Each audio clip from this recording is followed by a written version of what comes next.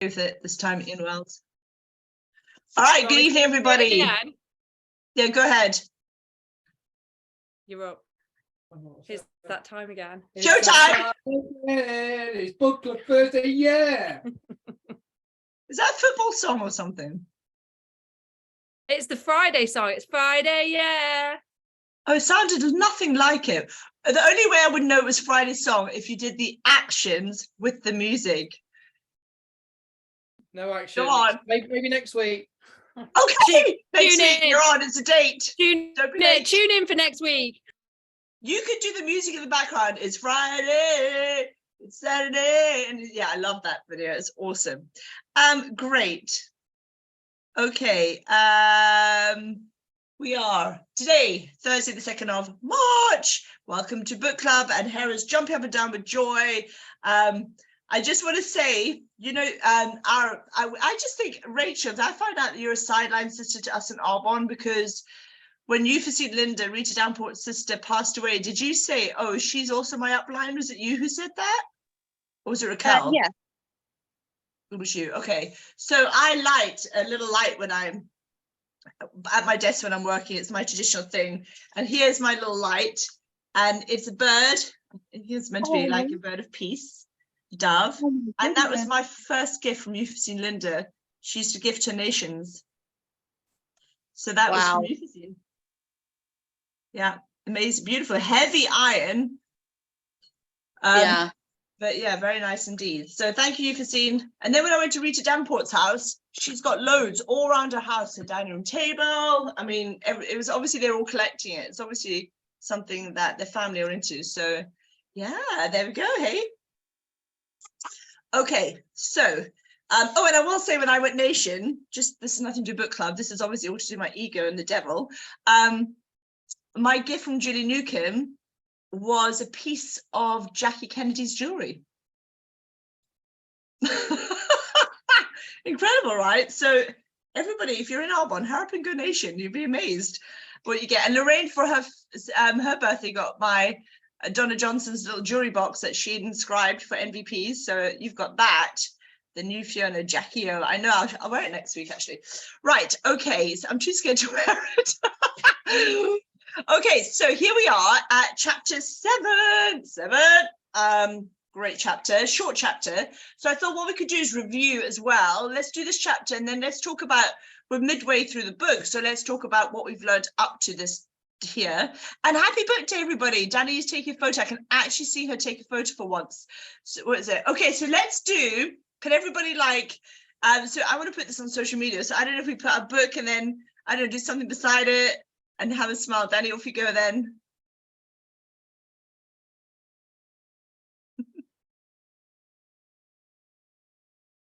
Yay, thank you. Everybody post that. Someone else is coming on. Oh, is that Nikki? I don't think that is it? Anyway, it's all good. She's driving. She's not going to be able to sit with her book. Okay, cool. Right. So on this, okay, this chapter, short, sharp, to the point, very, very good. Thanks for your notes in the oh, that's Emily's. Thanks for your notes, Danny, as well, in the WhatsApp group. And if anybody wants to add in, if you listen to this recording and you can't be on the live, it's always good to get everyone's take back. Like, that's what it's about, learning and growing together. So let's have, so gosh, right. So the very first page, Seeds of Fear, page 140. So let's get the first question answer. Danny, can you read? Or can you unmute and read? Or not? Yeah, sorry, I was just sending the picture. So good. Which bit, sorry? The very first question answer, top of page 140. I have often all the way to God or the devil. I have often wondered why your opposition, what we earthbound call God, does not annihilate you. Can you tell me why? Because the power is as much mine as his. It is as available to me as to him. That is what I have been trying to get over to you. The highest power in the universe can be used for constructive purposes through what you call God, or it can be used for negative purposes with what you call the devil. And something more important still, it can be used by any human being just as effectively as by God or the devil. Thank you. Okay, so we have the law of polarity, don't we? So there's no doubt we've studied the laws of the universe before. Our first book, Raymond Holliwell, and then we know Bob Proctor touches it. In fact, every amazing author in the personal development always talks about certain types of laws. So obviously, devil and God, two sides of the same coin, head and tails. Yeah, you can't have one without the other. Yeah, okay, that makes total sense. So there's always going to be two different outtakes, really. And the human being, where would you say we sit? The yin and the yang, Lorraine. Yeah. So where do we sit if we were to have, like I said, like the heads and tails of a coin? So if you have a scale 1 to 10, where does a human being come in that arena? Whereabout are we on that scale? Anyone? Unmute, Lorraine. I think that most people are somewhere between the middle, say 5 and 10. Is 10 God or the devil? 10's God. So I think most of us, so you've been begotten by sex, I think I probably have in the past as well. But the naughty foods, the doing something you shouldn't, the maybe having that extra bottle of wine. So I think the devil's got all of us in some way, unless you're on here and you've never said a bad word, you've never had any alcohol, you've not had a sweetie, you've not had sex, etc., etc. If you've not had any of those things, then yeah, you could be a 1 to a 5. But most of us have a side that's a bit naughty. That doesn't mean to say we're bad. But I think when we read this book and we're aware of the law of attraction and, putting out good feelings and things like everything is always working out for me as an affirmation, and, you're positively putting out that vibe of what you want, I think that most of us on here will be somewhere between a 5 and yeah, a 10. So a 0 is devil, 10 is God. And you say most of us on here is what I heard you say. Yeah, on here, not in the world, because I think there are a lot of people out there, it's woe me, misery attracts misery, like-minded misery sticks together, negative people that do bad things in the world, stabbings, murder, things like that.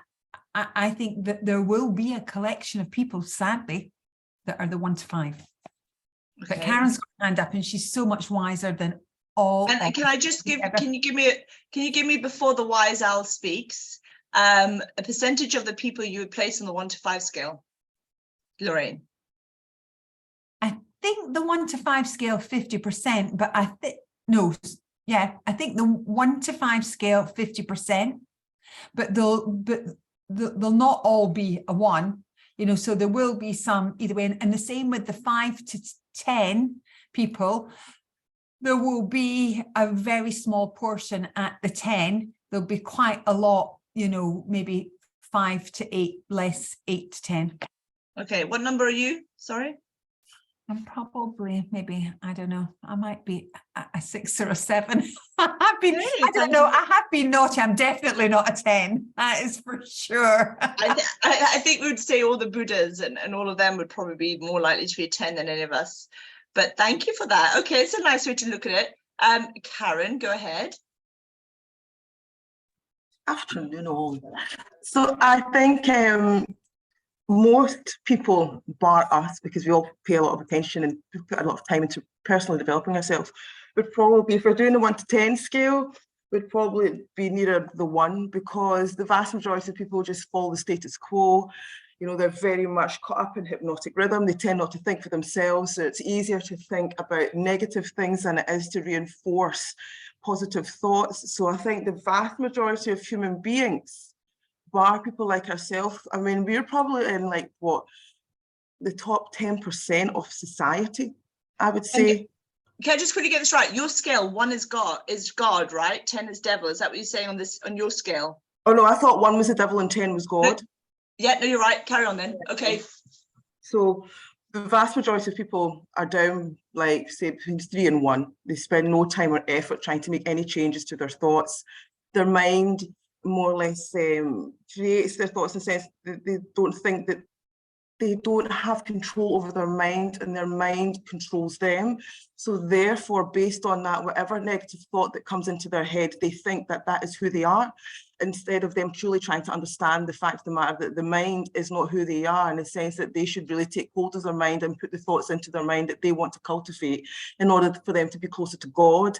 But they haven't yet been able to understand self. So if they don't understand self and they think it's all right to have that constant negative narrative all the time because they think it's normal, but it's not natural, then they're always going to be down at that level of the devil.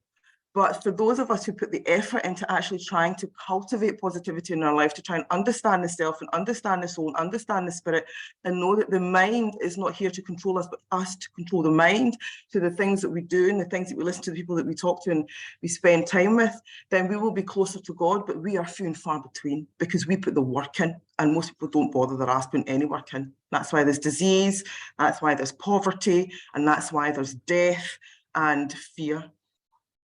Excellent, well said, thank you. Great summary there. Totally agree 100% with you. And it's actually called The Seeds of Fear, this chapter. So you're talking about, you just said cultivating their minds. Most people aren't cultivating the mind. So it's almost like cultivating the most fertile soil, the most fertile field in the entire world is your mind. So you need to water that, you need to, you know, make sure that the soil is kept weed free. You need to, that's negativity, pull out those thoughts. You know, the most fertile soil of the world is your mind. The seeds that will grow, will germinate, is what you feed it, right? So yeah, brilliantly said, well done, thank you, Karen. Okay, so he's now going, so the next question answer underneath what Danny's just read, you make a far-reaching claim all the way to there is no other road available to any human being. So let us get Caroline, can you unmute and read that, please? Sure. You make a far-reaching claim. Can you prove your claim? Yes, but it would be better if you proved it for yourself. The devil's word is not worth much among you earthbound sinners, neither is God's word. You fear the devil and refuse to trust your God. Therefore, you have but one source available through which you may appropriate the benefit of universal power, and that is by trusting and using your own power of thought. This is the direct road of infinite intelligence. There is no other road available to any human being. Okay, so have you all heard the poem Bob Proctor says about the straight and narrow gate? Have you heard that? Do you understand what I mean by that? So it's about keeping yourself on the straight, narrow road, which means there's no distraction.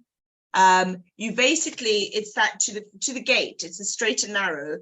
So if you were a racehorse on a racehorse, let's say if you were a racehorse on a course and you would have your blinkers on, you're not looking left, you're not looking right, you literally only go in that one direction, and there's no room for anybody else to bump you off that course. It's a straight, narrow road to get to the gate. And that's fundamentally your focus, your clarity. You know, it's about you only, you know, being in that right state of mind to move forward to achieve the object of your desires.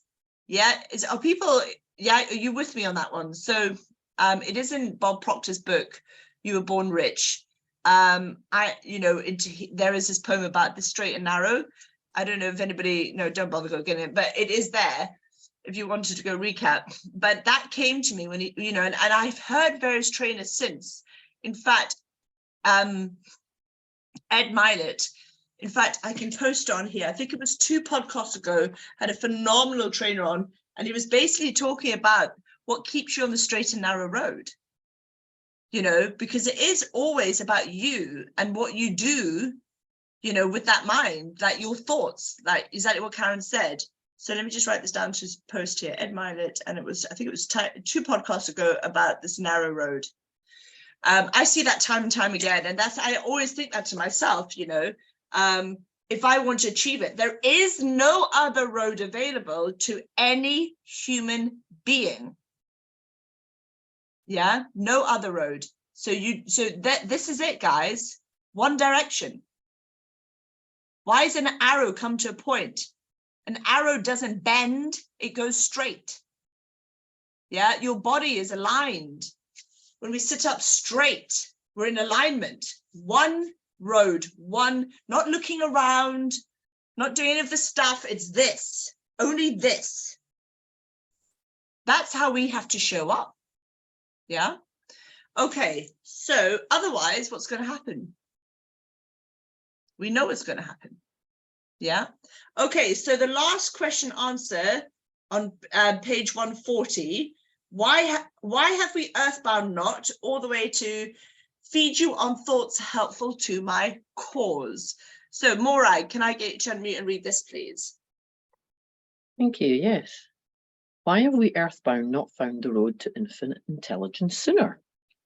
Because I have intercepted you and led you off the path by planting in your minds thoughts which destroy your power to use your minds constructively.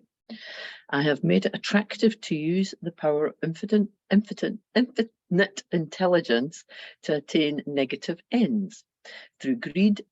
Now, this is one word I was meant to look up. Avarice? No, I didn't look this up actually. You've caught me out on that one. Anyway, lust, envy, and hatred. Remember, your mind attracts that which your mind dwells upon. To divert you away from my opposition, I had only to feed you on thoughts helpful to my cause. Thank you. And I'm going to look that up now because it was one word. What's already been looked up for you? Lorraine's done it. Extreme greed. Oh, right, yeah. Lorraine, please unmute and tell us what you've just looked up. Well, it was funny because when I was reading it, I thought, does avarice encompass all extreme greed for wealth and material gain?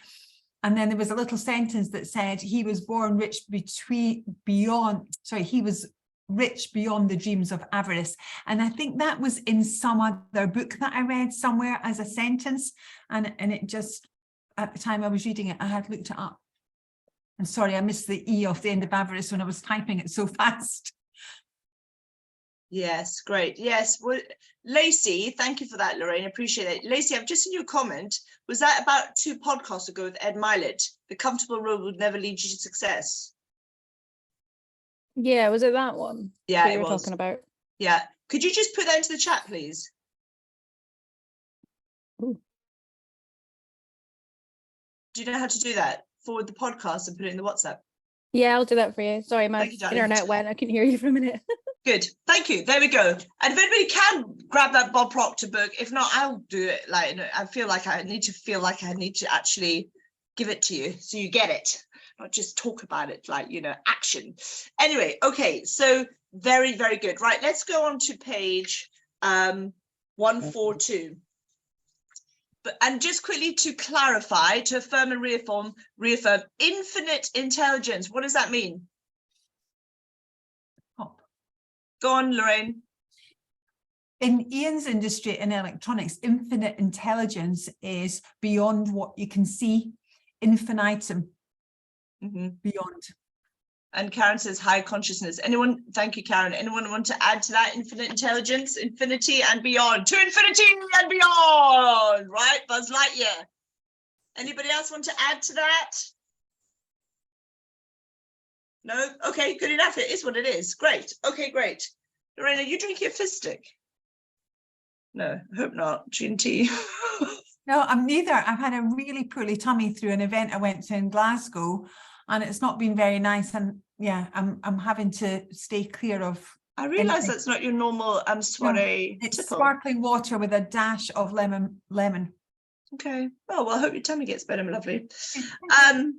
Oh, okay, here we go. Bottom of page 142. The question there, I'm good. Right. So the question answer, I'll read this. So if the force of hypnotic rhythm is not voluntarily applied to attain definite ends, may it be a great danger. And that's exactly, Karen, to summarize what you said, this is the point. The force of hypnotic rhythm, which we control, unless we let something else control it, right?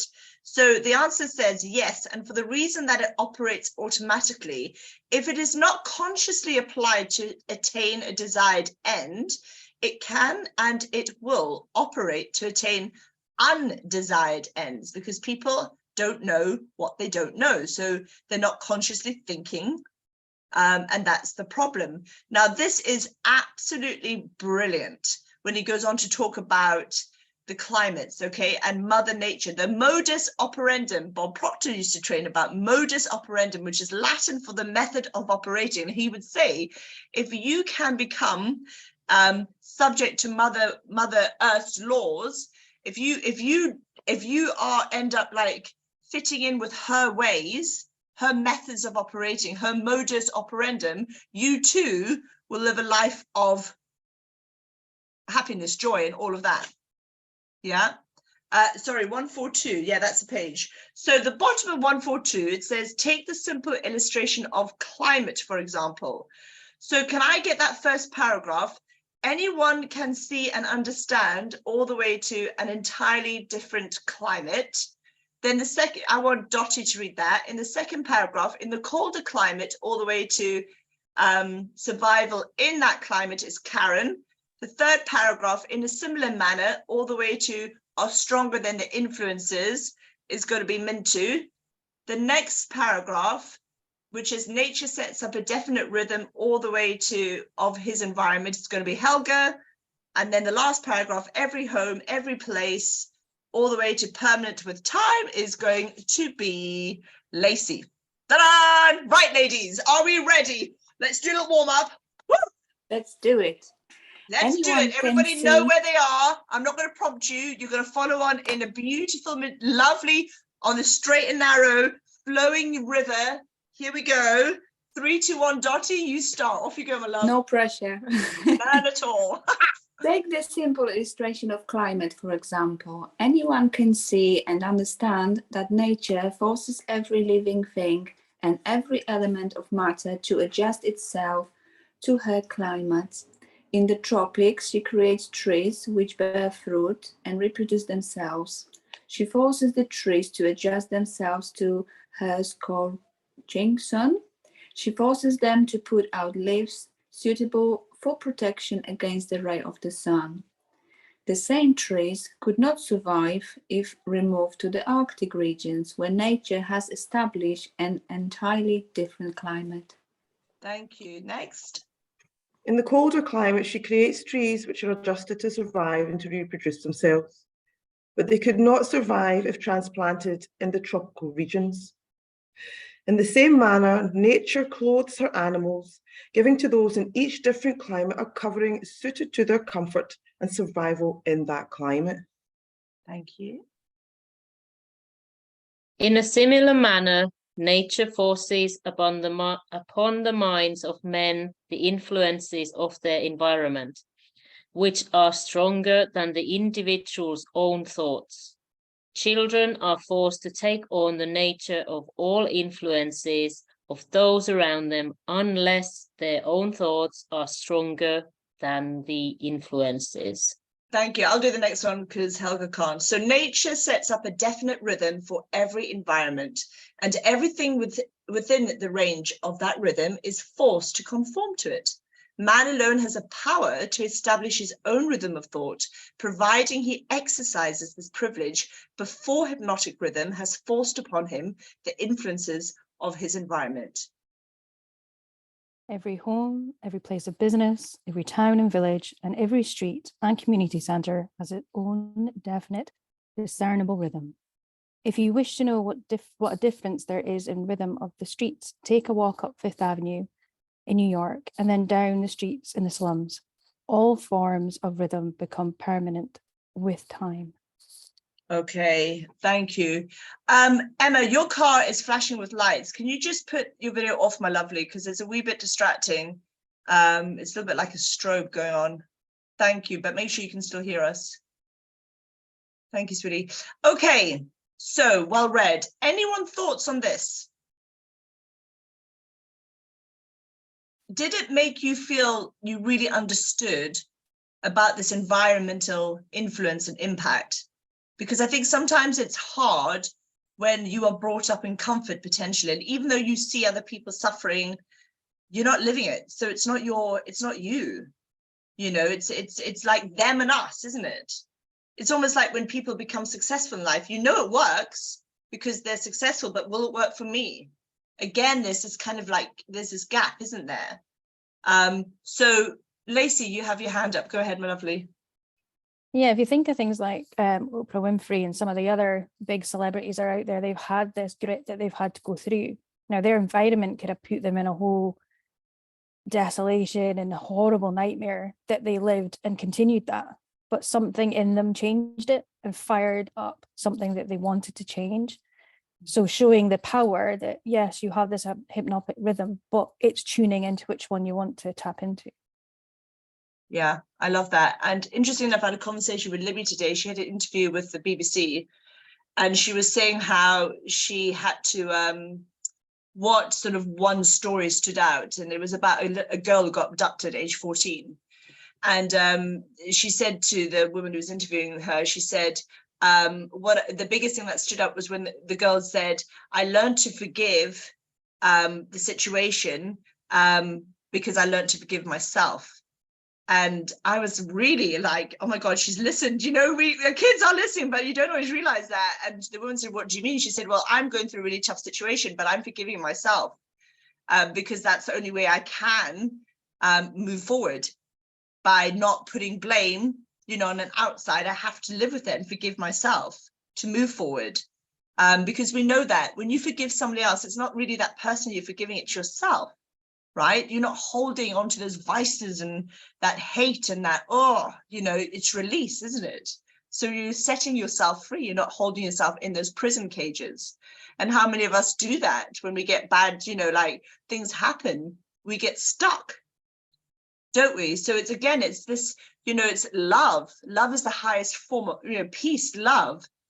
So what happens when people blame their parents?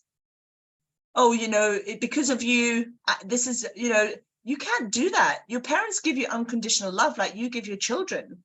It's unconditional. If you put any condition on it, then it's not real love. And they were doing the best with what they had. Yeah. And look at what they came from and their upbringing.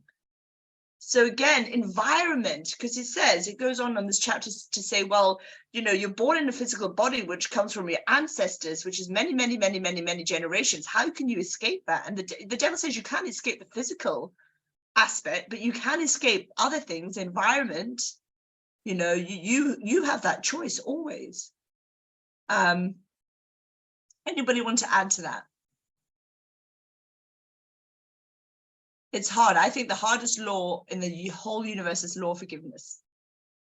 Because if somebody's done you wrong, you want to do them wrong back, don't you? You want to hold on to that. Ugh, right? But it's not about that. Lorraine, what was that? Did you put something in the comment? Yes, I had just put the Ho'oponopono. And, you know, when you say, I'm sorry, please forgive me, thank you, I love you. I've wandered around the private gardens with my dog, especially when my dad died, and what I called the crimpling queen, because she only ever wore crimpling. Whoever finds crimpling to wear, for heaven's sake. And it took me, you know, a lot. And I wandered around and I said it every day, but I still can't speak to her because I never liked her before. I never liked her when Dad was with her, and even less after. But I wanted to put it out there because I didn't want to hold on to it. And I've done that with other people, you know, and yes, they've done me a wrong or something. And I think you feel better just putting it out there and saying it, you know, and it's almost like it releases. I've actually got it on the top of my computer because Lacey knows how bad my screen is on my computer. Oh my God, you've got so much on your screen, but it's so I can quickly find things, because let's face it, at my age, I can't remember what file they're in. So they're all on there. And every now and again, you know, when I see it, I'll just say it and I'll think, you know, who did something horrible, or, you know, cut me off in my car, or whatever it happens to be. And it's just a really great one to just have.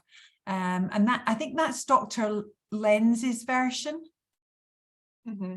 Yeah. Okay. Just saying. All right. So moving on then, the next question, just to read that, the bottom of page 143, does each individual have his own rhythm of thought? Rhythm of thought. Would that be vibration? Yeah, do we agree? Vibration. Oh, going back, because obviously at the end of last week, both Nikki and I had different feelings about what it meant, if you remember.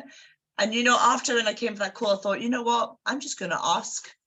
When we get her on, Sharon, I'm going to ask her, what does she think it is? She'll tell us if it's the law of vibration, and you know, or if it was the law, I think, what was Nikki saying? It was a law of, it was a different law, wasn't it? I can't remember what she was saying. It was a law. I think she Well, said, remember, Karen? Compensation. That was it. Yeah. So, you know, I was just like, you know, it could be either or. It could be, we could both be wrong, right? Yeah. So I'm going to ask the expert so we can get our answer. But it's interesting, isn't it? Because, yeah. All right. So vibration. Okay. Page 144. Here we go. Habit establishes one's rhythm of thought, and that rhythm attracts I can't read my own writing, the object of one's dominating thoughts, hypnotic rhythm. Here we go. Major differences. So I would like, oh, Nikki, have you just joined us? Have you been here the whole time? No, I just came in from London. Hi, everyone. Oh, wow. Welcome. How's Did it you hear going? what I just said about who to ask about to answer our, you and I, how we thought? I thought it was vibration. You thought it was the other law. To I've ask got Sharon. this down. I know what it is, by the way, if anyone's interested. The I'm what, sure sorry? you know. I'm sure you all know now, don't you? What it is. I'm going to ask Sharon. Okay, go. No, she's not here yet.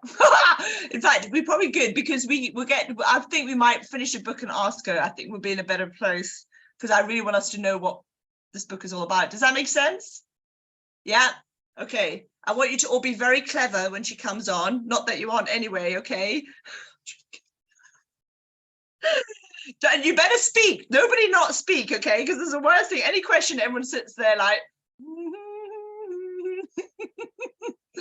all right. Okay, so let's get the top of that page. So the answer, yes, that is. So the question, sorry, let me read it again. Bottom of the last page. Does each individual have his own rhythm of thought? I'm guessing they do, but let's find out a bit more in depth about the answer from the devil. So let us get, can I get Leslie, can you unmute and read the answer at the top of page 144? Yes, that is precisely all the way to of one's dominating thoughts, please. Yes, that is precisely the major difference between individuals. The person who thinks in terms of power, success, opulence sets up a rhythm which attracts those desirable possessions. The person who thinks in terms of misery, failure, defeat, discouragement, and poverty attracts those undesirable influences. This, oh, hang on, no, failure, defeat, discouragement, and poverty. Yes, sorry, influences. This explains why both success and failure are the result of habit.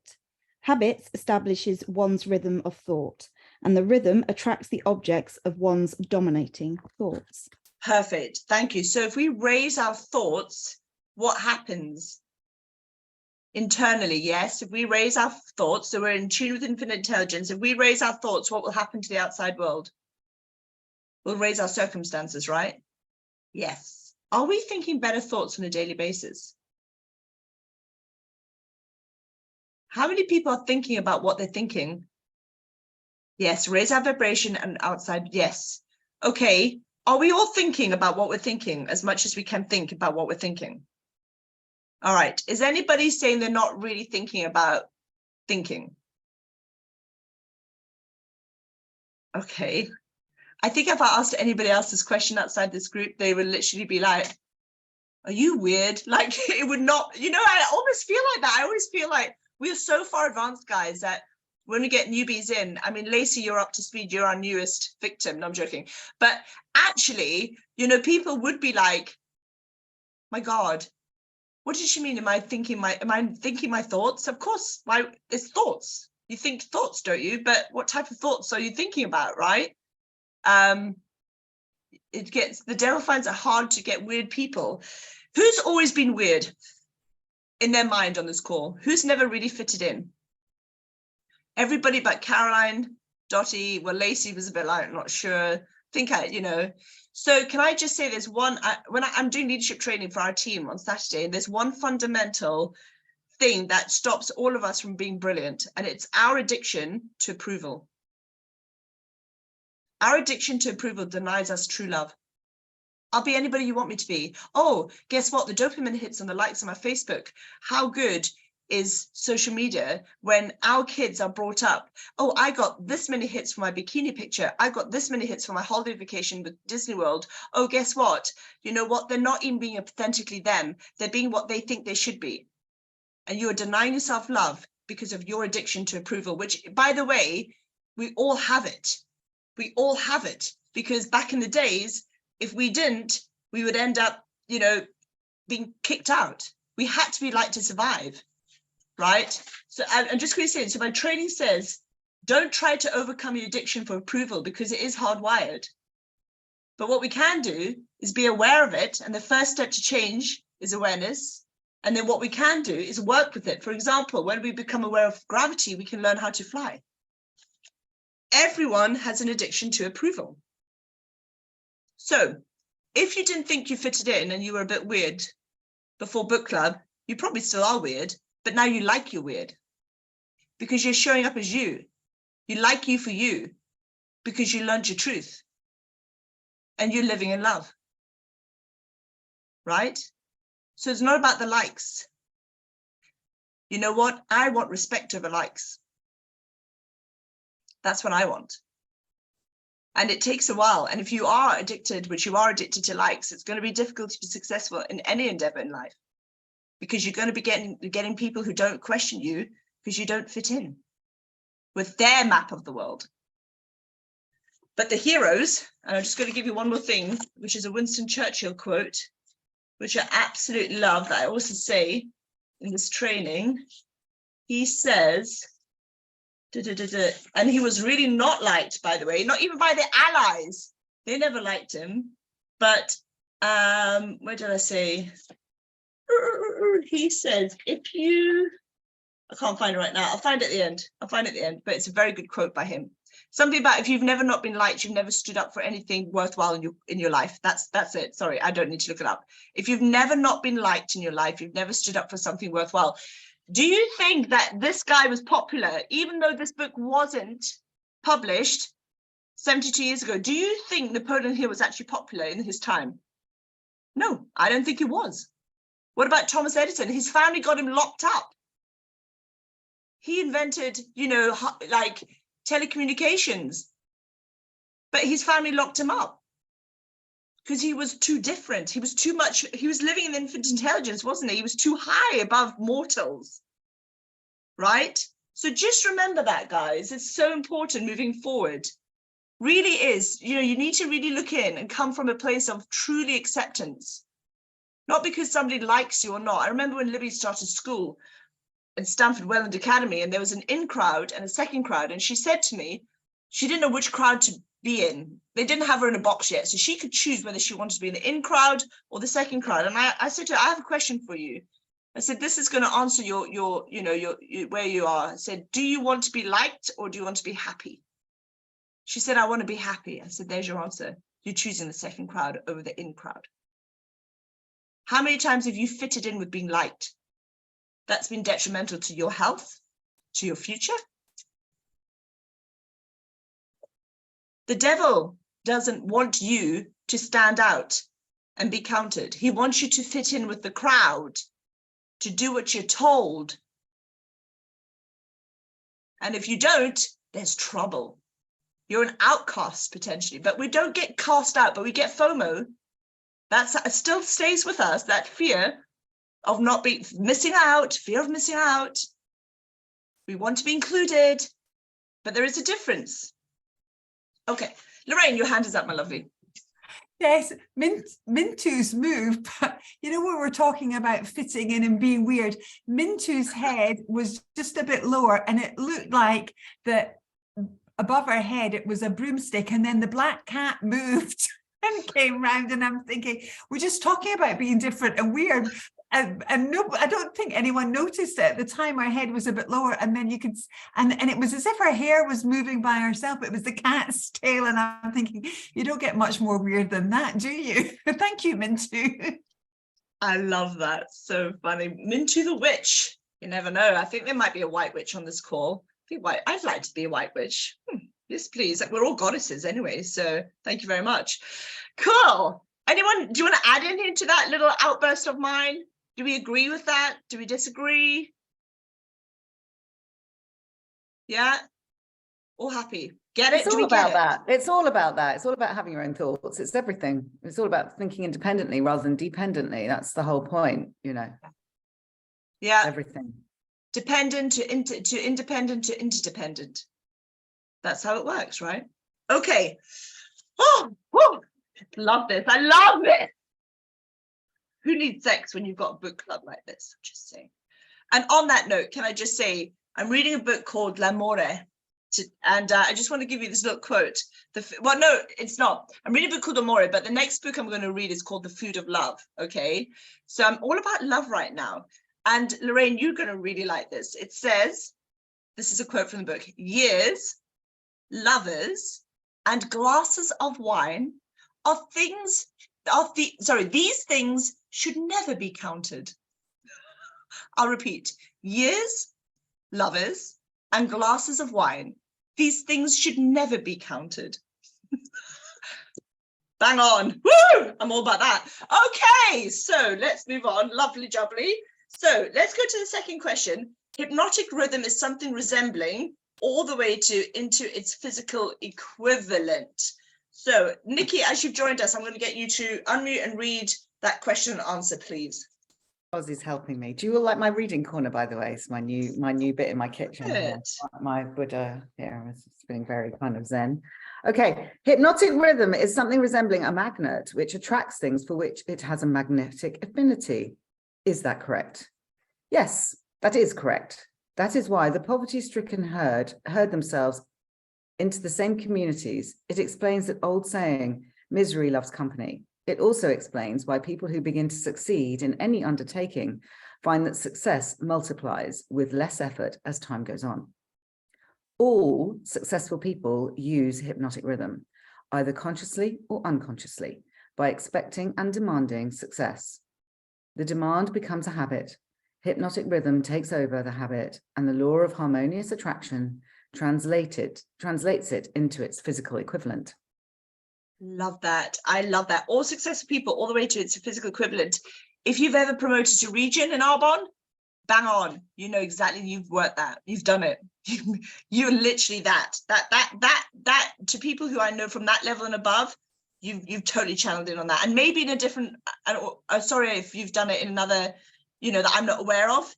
But one thing I know that I became aware of was going region. And that was exactly what I applied. Bang on, 100%.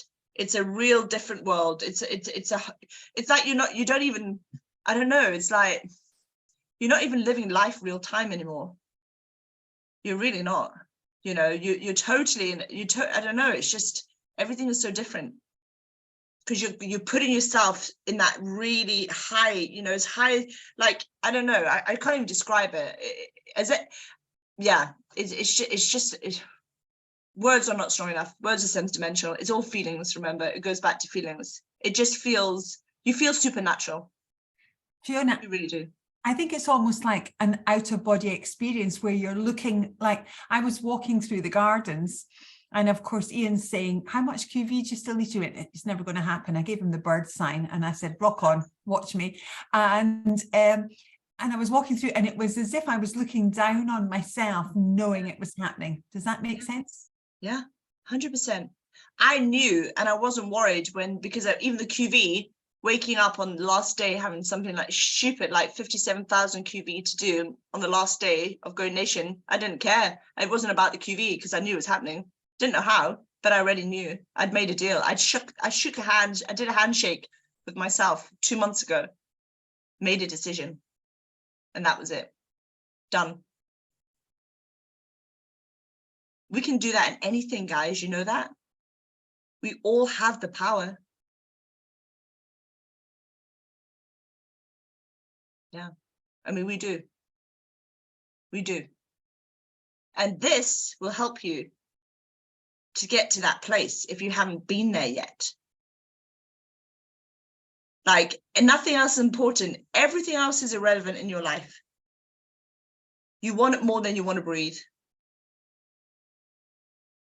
Okay, so that last question then, in other words, on bottom of page 144, question and answer. In other words, if I know all the way to the way the law works. So can I get Lucy? Are you able to read or not? I know you can read, however. I don't know. I'll try. I'll give it a bash, you know. In other words, if I know. It helps if you're in the pub and you can read. Go ahead. Thank you. Can you not interrupt when I'm trying to read? Okay, go ahead. God. I'm trying to fight up a migraine, so the words are jumping anyway. In other words, if I know what I want from life, demand it.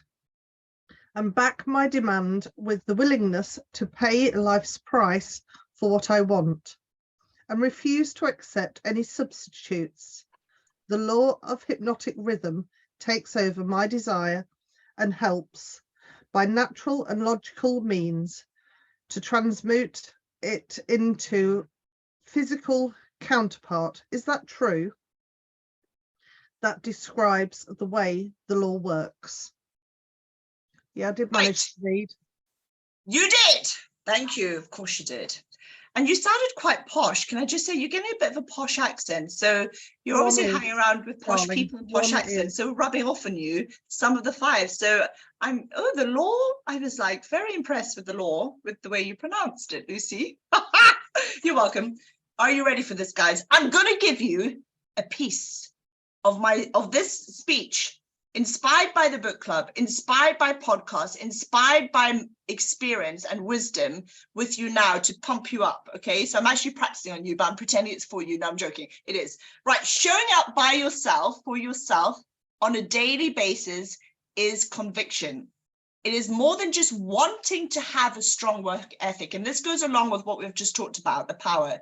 It is a conviction to be your best, because you have one life, you have one opportunity, and you have one chance. That is what will make the biggest difference in your life. Not because you just want to be disciplined or a hard worker. There is no weight behind it. We can all say that, and most people do. If you think in your life you have one chance to be your best, and every single one of us has the same chance. Not all of us, we don't have the chance to be the best. Very few people have the chance to be the best in something, but every one of us has a chance to do our best in it. So are we going to wake up and say, with this day, with this moment, with this year, with my life, with this chance, because I believe that I'm here for a reason, that I've purpose, that I can make a difference, that I love what I am doing, and that I'm passionate. And passion, by the way, is an old 12th century Latin word that means to suffer. When we say we are passionate about something, it's not excitement, motivation, or hype. It means that we care so much about something, we are willing to suffer for it. And in this book, suffering is that narrow, straight road. Not listening to chatter, not listening to other people's opinions, not listening to whether you can or can't. I'm glad you told, what's his name, where to go, Lorraine, the lovely Ian. You know what? It is, you are giving up. You are suffering to create, suffering is not bad, by the way. It's giving up something less to create something bigger. Yeah, and it goes back to saying about, all these people hanging around together. Why is there all the people saying, oh, I just fall over, get drunk and get up the next day, have the same t-shirts? Why do people wear all the polo shirts all hang around together? Yeah, we need suffering for growth. That's exactly right. So who are you hanging around with? Who do you want to become? Who do you aspire to be like? What are their qualities? Like, what is it? And you can't get there by staying here. People want to be sheep. Yeah, a lion does not stand among sheep. The sheep scatter. Yeah. It's interesting walking a nuke through the fields of sheep, and they all think she's a sheep. They all look at her and come to her, and as soon as she goes for them, they run away with their tails between their legs, right? A lion doesn't stand in the sheep. An eagle won't cluck with the chickens. So we must stop wanting to be liked so much and hold ourselves back. It doesn't mean to say you're unpopular. It just means to say that you're coming from a place of having to need your approval of others. And once you really come in that place, that's your most powerful place you can come from. And that's when you earn respect. And that's when you become a leader and people will follow you because of who you are, because you're free, because you're showing up as you. Yeah. So let's do that, you know. But and we know so much now. You know, you're going to show up with people, and you probably won't even talk half of what you know now, right? Because it's just this, it's okay, and it's not for us to judge either, right? But boy, oh boy, I like my life. I love my world. It's a small world, but I'm very happy in my world. It's a great world, yeah. Okay, so you've got one chance to be your best. Okay, so we don't, we have no excuses now to play small and think small and act small and be small. That's not us. Okay, so let's go on to the last page, 146.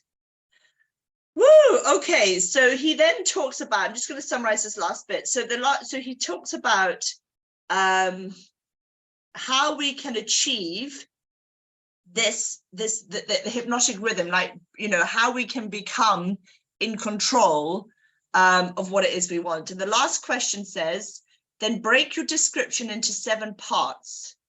Yeah, each giving a detailed analysis of one of the 7 principles with simple instructions for its practical application. So, has anyone read on from this chapter? Because it's such a short chapter. Does anyone know what the 7 parts are? Yeah, turn the page, your 7 parts are on the next page. Page 148, there's your 7, okay? For your spiritual, mental, and physical freedom, number 1 is definiteness of purpose. 2 is mastery of self. 3 is learning from adversity. And already somebody in the chat said in the chat, if you don't suffer, you will not grow. Yeah. And no, to suffer is a good thing. You can replace it. Next time you hit adversity and you feel like you're in a bad place or suffering, you can replace that word suffer with passion. Turn it on its head. Another law of polarity. The passion is that I'm growing into a bigger, better person. Yeah, like Jim Rohn says, I wish for you to have bigger problems next year, not because I want you to have the bigger problems, but to be a bigger person to deal with the bigger problems. Okay, then we go for controlling. Number 4, control environmental influence. Association, what we've just been talking about. Yeah, 5 is time. Giving permanency to positive rather than negative thought habits and developing wisdom. We are well on the straight and narrow for that. 6 is harmony, acting with the definiteness of purpose to become the dominating influence in your own mind, mental, spiritual, and physical environment, And 7 is caution, thinking through your plan before you act. So I think we already know this. I think that the next half of the book, we're going to go into depth on each of those principles, so to speak. Does anybody want to reflect on the book so far? If they've had anything big happen, even anything little, where are we right now? I think we are thoroughly enjoying this book. I think I channeled it correctly for you guys. Even though it's a strange title. Any thoughts, guys? Let's share with the group. We've got a couple of minutes before we're finished. And I'm going to go find Bob Proctor's book, by the way. So you need to talk while I find that Straight and Gate poem for you guys. So I'm going to give it over to Karen. Open up. It's up to you. Speak. I will speak. I think it's the book in itself has highlighted how fear comes in many forms, and that if we don't understand and channel our thoughts correctly, if we don't take ownership of our thoughts, then we will be like sheep and we will be like everyone else, and we will not be able to achieve the abundance, not even financial abundance and wealth, but the abundance in every other aspect in our life, because of the fact that we are not allowing ourselves to be authentically independent, but be led by fear through our environment, be led by fear through other people's thoughts and ideas, and essentially being afraid to become ideally and truly divinely independent. So I think this is what this book is essentially showing us, and that we should not be afraid to be who we're supposed to be. And it's important for us to suffer and conquer our fears, because only through that we will be able to grow spiritually, mentally, as well as physically. Oh, wow, Karen, that was wonderful. Morag, you've got your hand up, darling. Yeah, it's really for me, just it's the herd. It's the herd mentality. It's how society has brought the herd up. And thankfully, you know, no longer this applies. But I mean, at school, we were threatened and, you know, actually physically beaten into submission in some ways to become the herd and fit in and do what was expected of us. And that's really highlighted a lot for me in this, and why he probably, you know, all the religious side of it as well. Yeah, that's been really quite an eye-opening, just to, yeah, tick. Morag, I think your school was fire and brimstone, you know, go to hell and burn in hell. Emma Lee, darling, would you like to unmute, because I really love what you put there. Where are you, darling? There. I'm up here. Yeah, I don't know if this has even come up before in conversations, but as I'm reading through this book, I'm loving it. I just get this really strong feeling that it's being channeled, just like the Abraham Hicks book. And just how did he, where is all of this stuff coming from, especially back in the day that he wrote it? And I don't know, I just get a really strong feeling that the book was channeled. I think a lot of us agree, and you've got lots of hearts there.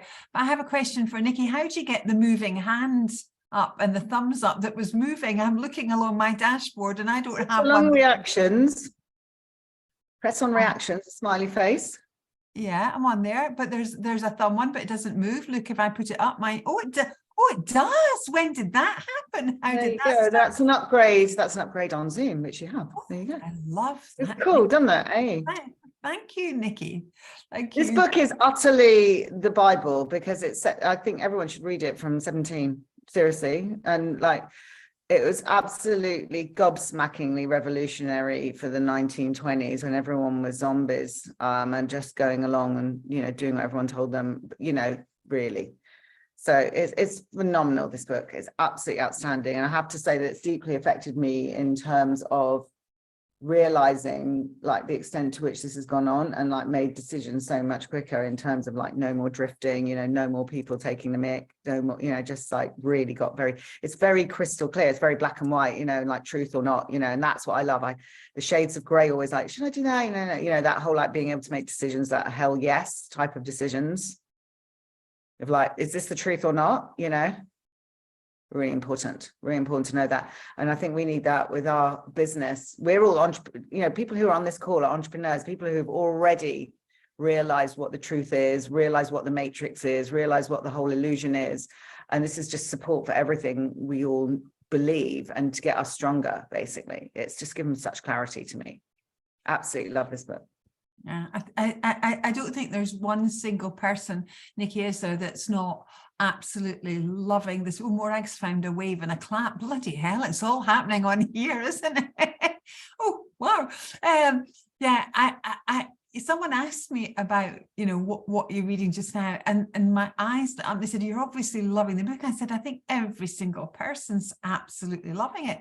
And I hadn't heard this one before. I mean, obviously other Napoleon Hills, but such an amazing choice of a book, and can't wait till we've got Sharon Fletcher on. It's going to be fantastic. I think Fiona's lost her book, actually. She's away to look for the Bob Proctor. Do you know what? I found it. So I was like, the sign, I found it, but then I actually can't find the actual which I'm not meant to find, because I'm not even going to force it.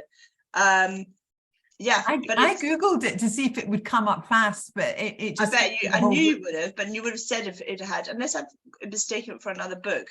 But anyway, it doesn't matter. I will find it at some point. It'll come to me when it's ready to come to me. I'm not bothered. However, I will read to you James T. Moore, One and Only You. This is like I hear this again and again. This is along the same path. So it says, every single blade of grass and every flake of snow is just a wee, I thought you Scottish lot would like that, bit different. There's no two alike, you know. From something small like grains of sand to each gigantic star, all were made with this in mind, to just be what they are. How foolish then to imitate, how useless to pretend, since each of us comes from a mind whose ideas never end. There'll only be just one of me to show what I can do, and you should likewise feel very proud there's only one of you. That is where it all starts, with you, a wonderful, unlimited human being. And that's James T. Moore. And that goes along, you know, so we are all interlinked, right? We know that, yeah? The sun, the moon, the stars, the universe, we're all one. But individually, we too are made like an individual snowflake, a star. No one is the same. And we need to recognize that if you don't shine your brightest light by being true to who you are, you never truly can make the whole world a brightest place, because you've done your light by wanting to fit in with other people's that aren't lights or likes, that aren't your journey, your path, your direction. That's where you're here, your purpose. Do you know what your purpose in life is? It's a deep question. Go work it out. Mine is to strengthen myself and to strengthen others. I know that. I channeled that. I think I've shared that with you. Have you worked out your purpose? What is your strength? What is your biggest strength? I don't care about your weaknesses. Somebody else has got your weaknesses as a strength. That's why they are the person they are meant to be here, showing up, shining bright. So it doesn't mean like confidence. I'm not talking about being cocky. That's not what this is about. It's about knowing who you are, loving yourself, shadows and all, and being the best of you. And if you do that, everything else will show up for you. It truly will. And you'll live in a world of everybody go, oh, it's okay for you. Or, oh, look, oh, she just goes on these trips and look at, you know, she just like, oh, why is it always working out for her? Because it's working out for you too, if you let it, if you embrace it, if you become it, if you show up in that. No, we don't have to resist anything. We already are enough. We are, like they said, we are wonderful, unlimited human beings, but we forget that on a daily basis. Thank you for the love hearts, by the way. What is for you won't go by you. So we are now in our power. Woo! And now we need to go out to the world and share that. And also, can I share something? Can I share something real quick? Yeah, go ahead. Go ahead. Just very, very quickly, guys. I went down to the V&A today, and there's an Africa exhibition on about fashion and how African fashion is influencing and coming through, and just thought you'd have loved it, Lorraine. You have to get down there. But like kind of the epicenter of the exhibition was this incredible, because they have a lot of Muslim influences there, and they had this incredible piece where it was you know how they cover their faces. The women it's all about turning that into fashion, how women have to like cover their face and they wear like the long thing, and it's just, and it was talking about how you know, just what is underneath that, and like kind of how everything is hidden, you know. And they had this incredible, it reminds me of the Marianne Williamson quote, you know, who are me, you know, and it goes, our deepest fear is not that we are inadequate, our deepest fear is that we are powerful beyond measure. Yes. And they had this incredible like thing which was nude, color and clear, and had the Marianne Williamson quote on the back of this incredible cloak, with so much suppression in Africa. And I will post it on my social media, and you've got to see it. And it's like all these hands and yoga mudras, and it was really powerful. And like this mask that literally covered the faces, but with this quote all over it, you know, and sort of nude, so you could see through. And it's like, what's really through, and where are we? You know, this is where art meets this type of philosophy. Yeah, it's absolutely incredible, guys. It was like this clear cloak with this thing like falling on the ground and talking about Marianne Williamson. Don't you think that's amazing? Just had to share that. Sounds amazing. That's absolutely like gobsmacking. Cool. And it is exactly what we're talking about here, is like the African influence has been literally, because they are the original peoples, it's actually like kind of how everyone's been suppressed for such a long time.